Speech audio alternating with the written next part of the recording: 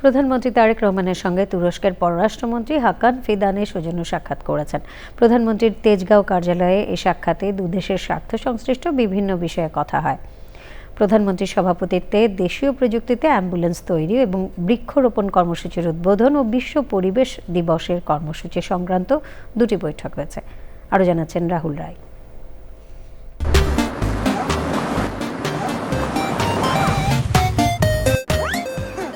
শনিবার রাজধানীর তেজগাঁওয়ে নিজ কার্যালয়ে অফিস করেন প্রধানমন্ত্রী তারেক রহমান। সকালে প্রধানমন্ত্রীর সভাপতিত্বে ২৫ কোটি বৃক্ষরোপণ কর্মসূচির উদ্বোধন উপলক্ষে কর্মপর্যায় ভিত্তিক জলবায়ু বার্তা ও বিশ্ব পরিবেশ দিবসের কর্মসূচি সংক্রান্ত একটি বৈঠক অনুষ্ঠিত হয়।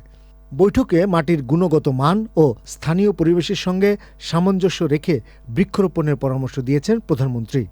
আগামী ১৪ জুন কক্সবাজারে বৃক্ষরোপণ কর্মসূচির উদ্বোধন করবেন প্রধানমন্ত্রী। স্বাস্থ্য মন্ত্রণালয়ের জন্য দেশীয় প্রযুক্তিতে অ্যাম্বুলেন্স তৈরি নিয়ে প্রধানমন্ত্রীর সভাপতিত্বে আরেকটি সভা হয়েছে। সভায় দেশীয় প্রযুক্তিতে অ্যাম্বুলেন্স তৈরি করা নিয়ে বিস্তারিত আলোচনা হয়। দুপুরে প্রধানমন্ত্রী তারেক রহমানের সঙ্গে বাংলাদেশে সফররত তুরস্কের পররাষ্ট্রমন্ত্রী হাকান ফিদানে সৌজন্য সাক্ষাৎ করেন। তুরস্কের পররাষ্ট্রমন্ত্রীকে স্বাগত জানিয়ে জাতিসংঘের সাধারণ পরিষদের ৮১তম অধিবেশনের সভাপতি পদে বাংলাদেশের প্রার্থীকে সমর্থন করায় তুরস্ক সরকারকে ধন্যবাদ জানান তারেক রহমান। এছাড়া দুই দেশের মধ্যে প্রতিরক্ষা ও রাজনৈতিক খাতে সম্পর্ক উন্নয়ন সহ বিভিন্ন স্বার্থ সংশ্লিষ্ট বিষয়ে আলোচনা হয়। রাহুল রায়, চ্যানেল আই, ঢাকা।